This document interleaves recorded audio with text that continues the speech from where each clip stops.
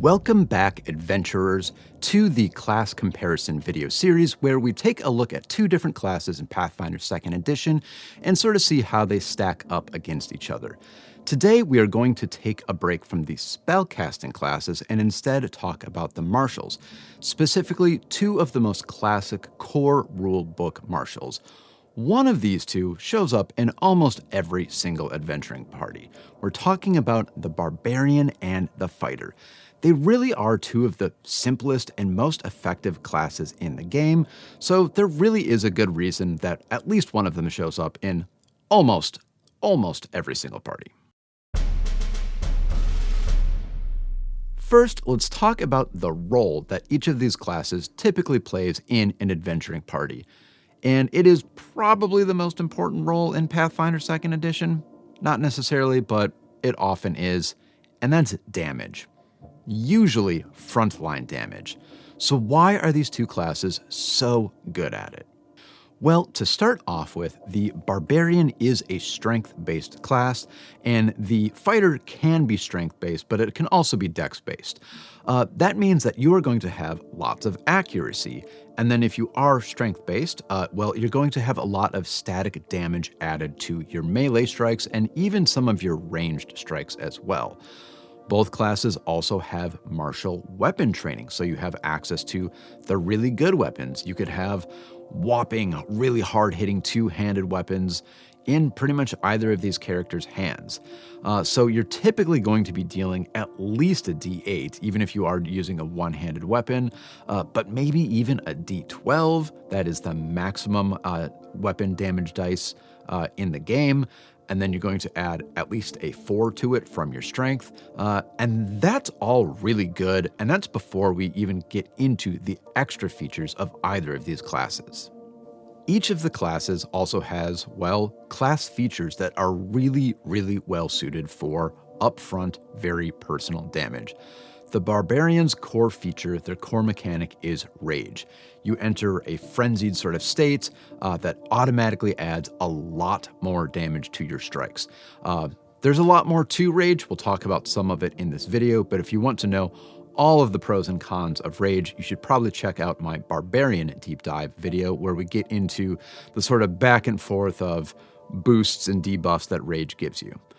Meanwhile, the Fighter begins as an expert, not trained, but expert in martial weapons.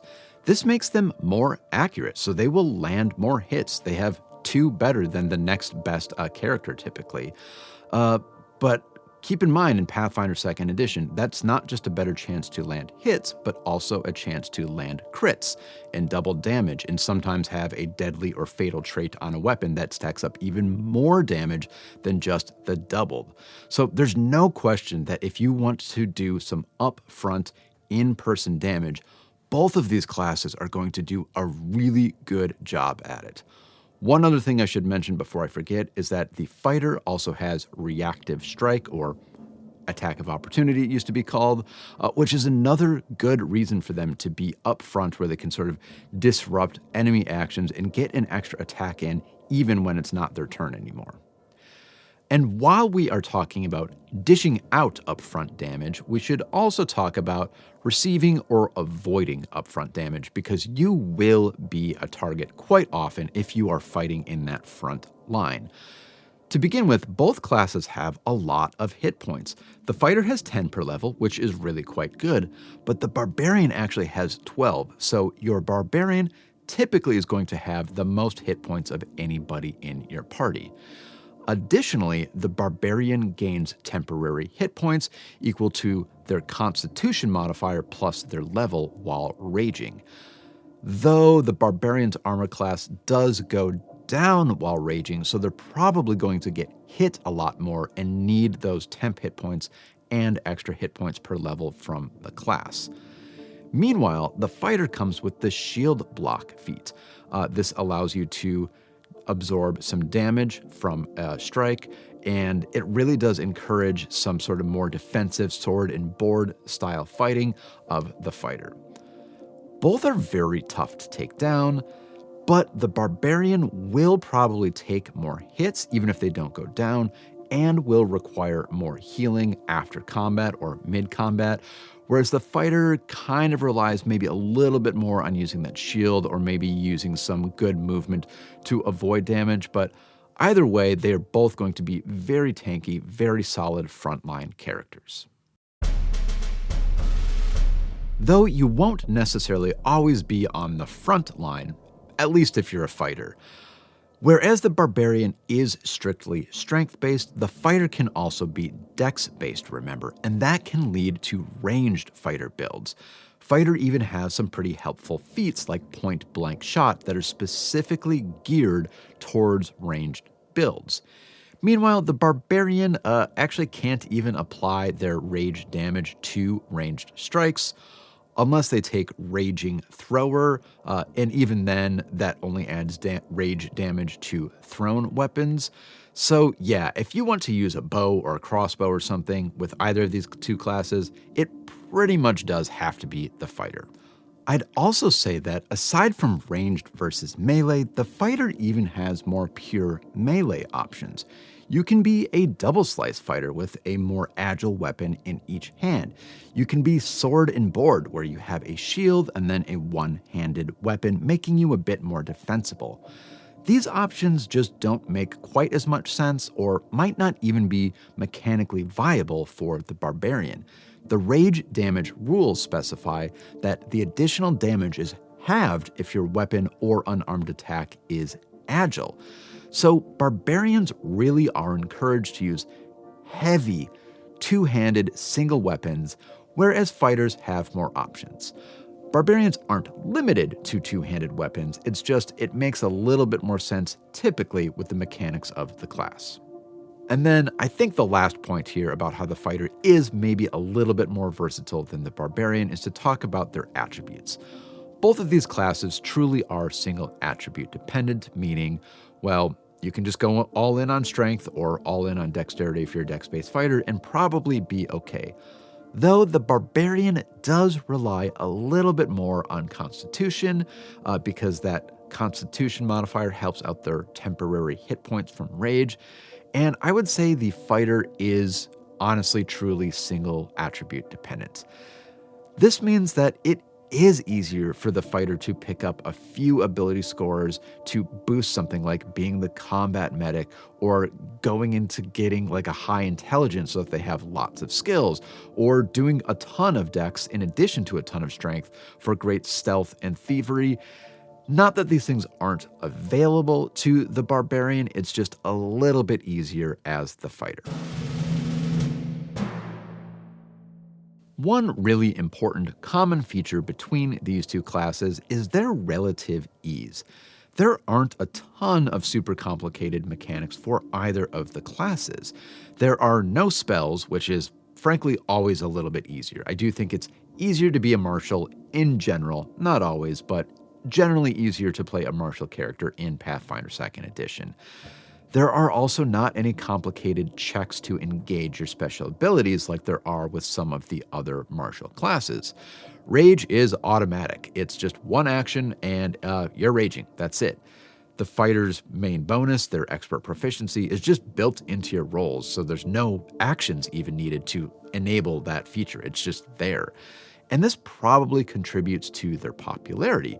It's a really common choice for beginners because it's pretty easy to wrap your head around, and it's a good idea even for those who are a little bit more experienced if they're just looking for a little bit less of a commitment.